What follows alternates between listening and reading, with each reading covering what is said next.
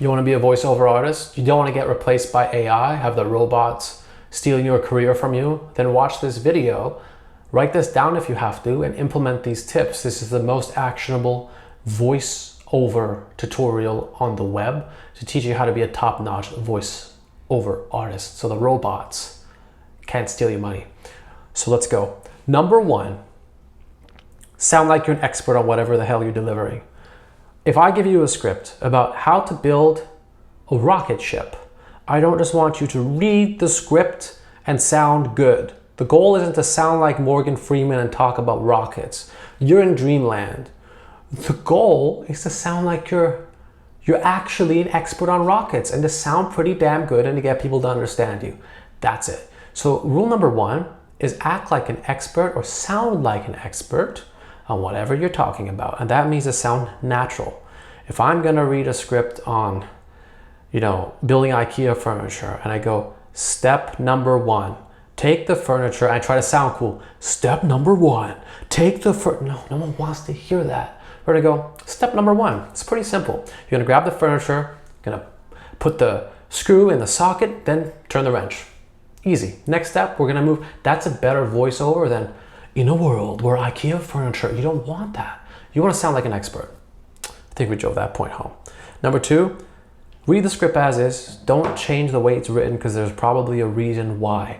You might get a script that is using a lot of, today we are going to talk about how to, instead of today we're going to talk about how to.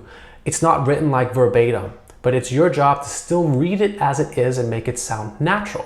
So how do we do that? If step number two, we're gonna say, if you have a script that says, today we are going to talk about, you're not gonna say, today we're gonna talk about, because that's not in the script. You're also not gonna say, today we are going to talk about. You're going to use your dynamic skills as a voiceover artist to go, today we are gonna talk about. See? So I'm saying the script as it is, but it sounds more verbatim. Today, we are going to talk about something you've never heard of before. Even more natural. Today, we are going to talk about something you have never heard of before. See? Step number two, read it as is, but make it sound natural. Number three, use pauses to your advantage. Let me tell you why. Because I have you on the hook when I pause. Also, in post, we can change things. So don't just try to plow through that script. Pause. Use inflection. Use articulation. And number four, sound conversational. The more conversational you sound, the better it's going to be for most voiceovers. Maybe they want something like, in a world where IKEA furniture is built by everybody in every walk of life. Maybe they want that. But chances are they want you to sound normal so people believe whatever training there is. People can believe, that you're selling a legitimate product. People can understand something and they're not thinking about why is this voice so contrived. So sound conversational if it's possible. Okay? Number five, enunciate. This isn't only going to help you in voiceovers, this is going to help you in your entire life. Enunciation is everything. A lot of people have never been corrected with the precision of language, with the way that they speak, with sounding proper, as you call it. You don't want to sound pretentious. Oh, today I'm sipping a cup of tea. You don't want to sound like that, but you want to sound like you are expensive. Otherwise, people won't pay you and the robots will steal your jobs. So how do we sound more expensive? If I just walked into here and I said, hey, how's it going? Today we're going to talk about voiceovers. It's going to be cool. I sound less expensive. But if I say, hi, how's it going? Today, we're going to talk about voiceovers. It sounds more expensive. All I'm doing is enunciating, okay? It gives this impression that you are knowledgeable, educated, that you can speak. You can speak, not you can speak, right? A lot of voiceover artists, even the ones doing those deep voiceovers, they can't enunciate. They have such beautiful, amazing, resonant voices. I would kill to have their voice, but they cannot enunciate anything. Enunciating things is going to make you sound better. Okay, now on to our next tip. What did I write down here? Relax your vocal cords, right? You get too excited, your vocal cords get tense, you've been screaming, or when I relax my vocal cords, my voice has more texture, okay? If I'm talking loud like this, my vocal cords are tight, there's less room for me to edit and add resonance in post-production, which we can talk about later. But if I get really deep and I get close to the microphone, there's more to play with. You can hear more texture in my voice. So what you want to do is actually relax the vocal cords, speaking more quietly. If I need to enunciate, I can do that. But I'm practicing. If I have to speak louder, I'm going to speak loud. See, it's not good. I'm going to speak louder slowly so that I can begin to build my voice gradually and still use the rest of my vocal cords. Not use the rest of my vocal cord. We don't want that. I'm going to use the rest of my vocal cords and I'm going to find out how can I hit every single aspect of my voice. And that's going to allow me to raise the volume. Okay, downwards inflection. That's something we should also talk about. Rather than just relaxing your vocal cords, something that's going to help is getting closer to the microphone. So if you hear me out here, it's not very impressive, but if I get closer, I can talk about anything under the sun and I can blow you away with my velvet vocal cords. See the difference? The closer you are, the more resonant it is. And if you do that on the phone, it's going to sound better. And if you do that here, it's going to sound way better too. So practice that.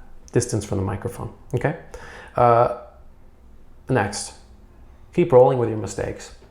The more you pause and you mess up the recording, you say, oops, let me do it again. Hang on, I practiced this. There's more to edit, it's annoying. The more time you can save, the more money you can make people, the more you're gonna get booked. So what you wanna do is actually keep rolling. I'm gonna read something, I'm gonna make a mistake. So, pure life, healthy hydration, hydration sain, okay, alors, nutrition facts, valeurs nutritives, per one bottle, per one bottle. So I said bottle, I'm gonna go per one bottle. Pause, pause, pause. Per one bottle, there's 500 milliliters. Per one bottle, there's 500 milliliters. For one bottle, there's 500 milliliters of water, 500 ml. 500 ml of water. So I've hit it a few times and in post-production, my editor can say, I like that version, I like that version. So ask them if this is gonna be edited or if they just need the final file. If you're doing it as freelance, if you're doing this voiceover as freelance, if you can just, they're gonna love you if you can actually hit that voiceover in different ways. So if you make a mistake, it's an opportunity actually to give them new versions, okay? So don't stop, don't pause, don't muddy the recording, just keep going. Edit in post. And this is, of course, if you can do editing. Like I said, if you give more texture in your voice, you can actually go and edit it more. I can add resonance. I can put it in Adobe Audition. I have a course on that. I'm not selling it. I am selling it, but that's not the purpose of this video. The purpose of this video is to teach you. So what I want you to do is understand. You give yourself more versions, more variations. You can edit that script. And everybody sounds better once edited, as long as the file is clear and high quality, and you've given those opportunities to that recording so that you can then go and edit it. So these are my 10 tips. I want to make sure I hit all 10. Number 1, understand the script. Number 2, read the script as it is, but make it flexible. Number 3, use pauses. Number 4, sound conversational unless otherwise instructed. Number 5, enunciate. That means articulation, diction. Makes you sound more expensive. Number 6, use inflection. This one I don't think I actually hit. Inflection, because it's the last thing I'm going to say. Depending on, once you understand the script, once you understand the motive, if I want people to clap, I can use an upwards inflection. It's going to be more successful. Here's the difference.